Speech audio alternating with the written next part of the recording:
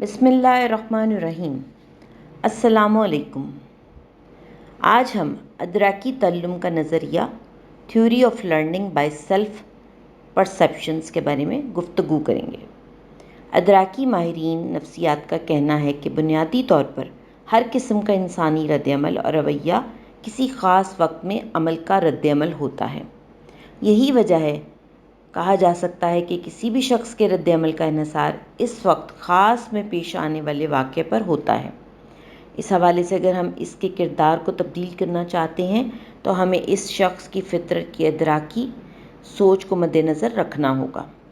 इस लफ्ज़ के मायने को जानते हुए कि जो एक ख़ास शख्स के लिए हैं, हम इस वक्त इस किस्म के हालात पैदा कर सकते हैं जिनके ज़रिए इस शख्स की किरदार और शख्सियत में तब्दीली रूनुमा हो सकती है। ताल्लुम का ये नज़रिया अपने अमली इतलाक़ के लिहाज से दीगर तमाम नज़रियात से ज़्यादा जामे है। मिसाल के तौर पर जब एक बच्चा लफ्ज़ घर के मायने जान लेता है तो वो इस घर में रहता है, फिर इसे महसूस होता है कि उसका दोस्त भी उसके साथ वाले घर में रहता है।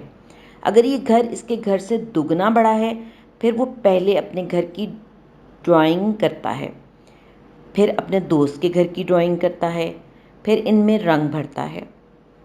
जब इस बच्चे को मज़ीद सीखने के लिए मज़ीद रहनुमाई और मौक़े मुयस्सर आते हैं तो वह इस घर के मुतबादिल नाम भी सीख जाता है।